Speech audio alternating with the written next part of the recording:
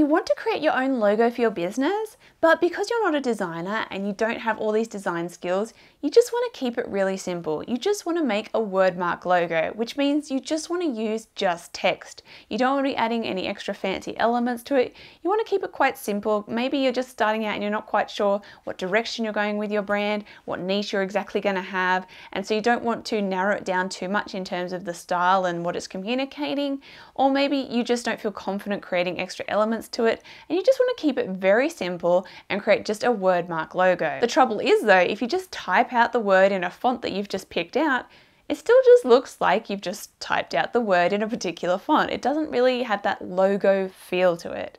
So in this video, I'm going to share with you how you can make a wordmark logo actually look like a logo. So I'm sure if you're watching this video, you want to keep things simple. You don't want an overly fancy logo. You don't want to go too overboard with it. You want to keep things fairly simple, but you still want it to look like a logo. You don't want it to have that really cheap, just DIY look about it where it looks like you just picked a random font and went with it as a logo.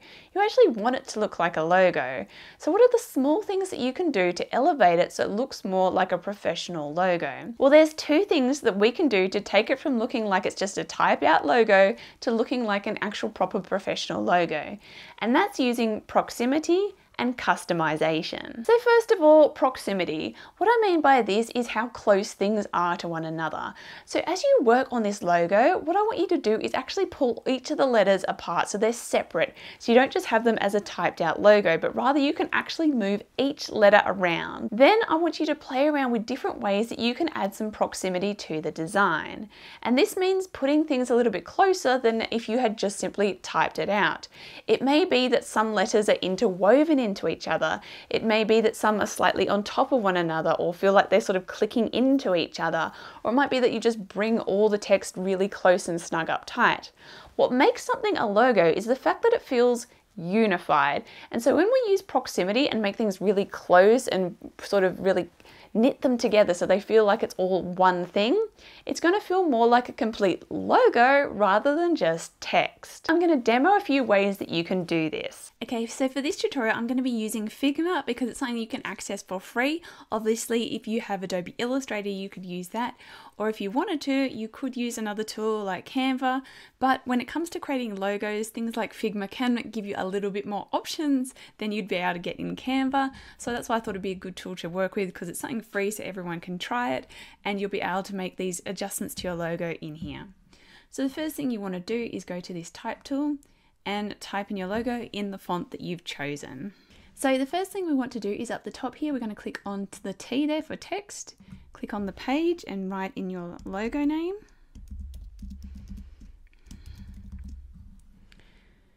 Now, if you're not using real words, it's going to tell you that that's spelt wrong. So we can just highlight it and say add to dictionary so that it's not trying to tell us it's not right. Now over on the side here is where we can choose our font. So let's say that this is the font we want. Let's say we're going to not do it all caps. So we'll rewrite it not all caps. And again, we'll just add to dictionary. All right, so now we've got just that base text. So at the moment, that's probably what you just have. You're like, okay, I've just typed it out in a font. Now it looks just like it's been typed out in a font. You want your font to look more unique. So what can we do in terms of proximity? Now, one of the first things that you could do if you just want to simply bring it a little bit closer to one another is back over the side here, where you see this letter spacing. You can reduce that. So at the moment, it's 0%. We want to start reducing it further. So as you can see, it starts to bring it in closer and it can feel a bit more like a logo in that way. But you might want to do something a little bit more custom. So you could do that and put them close to each other like that. And then maybe you want to tweak it a little bit. So we can start with that to bring some proximity into it. Now what we can do is right click and then you want to go to outline stroke. Then you're going to right click again and ungroup. And now each of your letters is separate. So now we have the ability to move them around and make this a little bit extra more custom. So if you want to zoom in a little bit closer, you can go over here where it says 100% and you can always zoom in a little bit. So we can just see a little bit closely what's going on. So maybe we want the M here to join. So we can move that over slightly.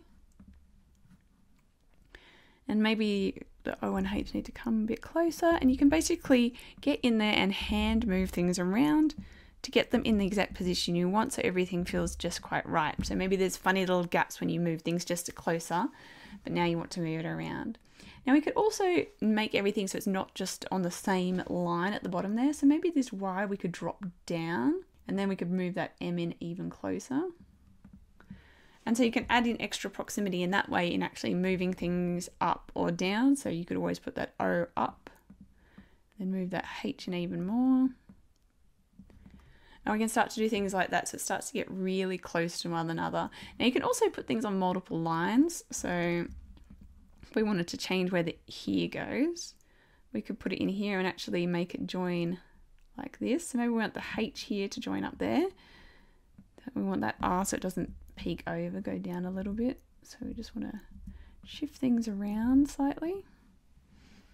And then see, that's starting to look more like a logo just because of that proximity and just slight tweaks there where we're moving things around. So it's a very simple thing that you can do is start to bring things closer together. Now you could even make things overlap. So here we've just put them right up against each other. But for example, if you put the, this font, it doesn't really work so well for, but like if you made two O's going, interjoining and things like that. So that sort of a thing. Obviously with this particular font and this style, it doesn't work so well. But that's the thing where you could have overlaps, just really butt up close together, or even moving things up and down and joining. And then you also want to look at little tiny tweaks to make sure that that looks nice and smooth too.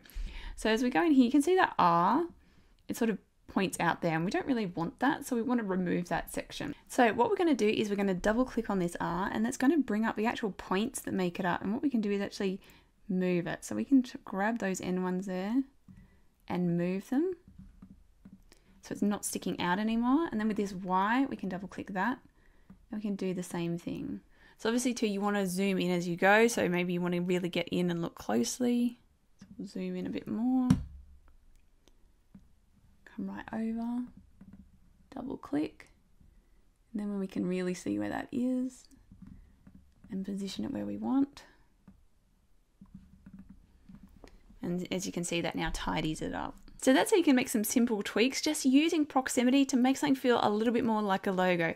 Bringing the letters in closer together, overlapping, joining, and then removing bits that make it feel a bit awkward too, to make it that little bit more custom and feel like it's all one thing rather than just a typed out logo. All right, next up is customization. Now, as you saw with the proximity, that sort of is a level of customization of itself, but maybe you want to go a tiny bit further and add a little bit more customization. This is where we can actually tweak parts of the font so that it looks a little bit different. So we can do things like removing elements, we can add in extra parts, or we can sort of drag and move things around. So maybe adding like an extra curve to something, or we can extend something. So maybe making something longer or adding a really long swash to it, things like that. So we don't have to go overboard. If you don't feel confident to get really in there and create some crazy customizations, you can just do some very simple customizations that could still make it feel unique and more like a logo. So let's have a look at a few ways that you could do that.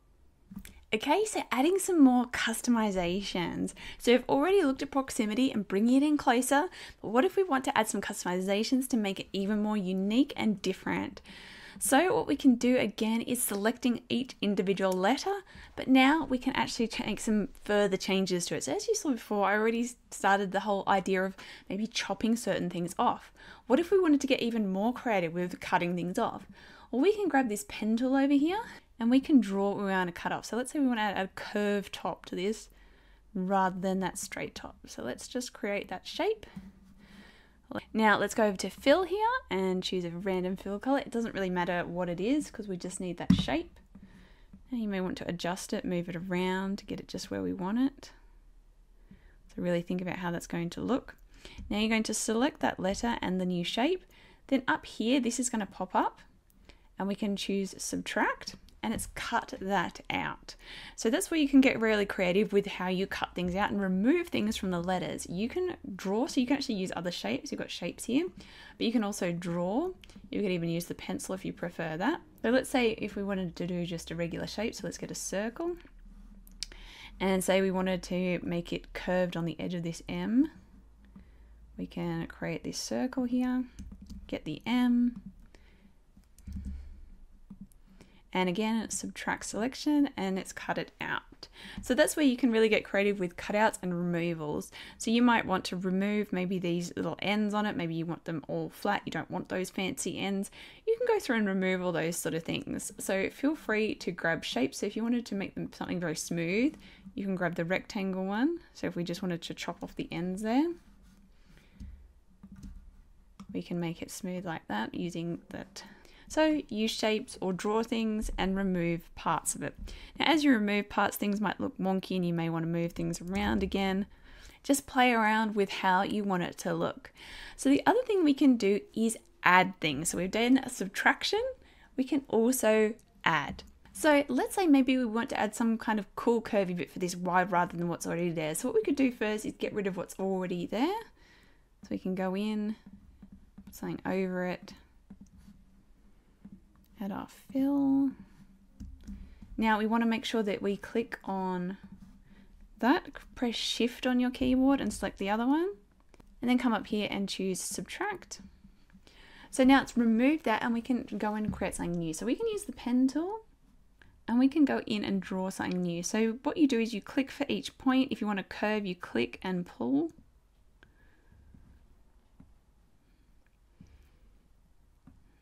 And you basically can draw in your own new part that you want to add. Now, if it's not 100% perfect, just start by drawing it and fill it. And then you can double click and you can see all those points. You can actually come in and pull on those points and just basically tidy it up. If there's anything that feels a bit off, you just want to tweak some bits. Maybe that original drawing wasn't quite perfect. You can go in and fix that up. Now what we can do, so click done, select that new bit we've drawn and the old bit, and you want to union the section so it makes it both the same. Now it may actually make what you did with that new bit and apply it to that old bit, so make sure you go back and make the adjustment so it's the same. So we want that black. And there you go, you can add additions. So you can add additions in all kinds of ways, just getting creative with the pen tool and drawing, or even just grabbing shapes. So if we wanted to add a circle somewhere, so if we wanted like a circle inside the G, then we can change the fill so it matches. So maybe we wanted that to look like a bit like a lizard's eye or something. And you can select both again and union to make them all together. So you can do these simple little tweaks that's going to make your text logo look a lot more interesting by basically bringing everything together, bringing it closer using proximity, and then when it comes to customization, you can remove elements or you can add elements in, and then it's going to look a lot more custom. Now obviously this is just a demo, so it does look a little bit messy and crazy, but it's just to show you that you can think about what might I want to take away or what might I want to add so that this looks a little bit more interesting and not like it's just text written out as a logo. So with just these two simple techniques of proximity and customization, you can start to make your logo feel more like a logo and not just like you just typed out some text. These are some very simple things you can do, and it depends on your level of skill as to how far you want to go with each. But it's going to help you make sure that your logo looks more like a logo, and if you're going to feel more confident putting it out there, because it's going to feel a bit more professional and a bit more unique and interesting, and it's not going to look like a cheap DIY job. So I hope you found this helpful, and I'd love to see your logo. If you'd like to, leave a comment below, leave a link to it so I can check it out. If you'd like to learn more about branding, graphic design and creativity, then be sure to subscribe to this channel, and I'll see you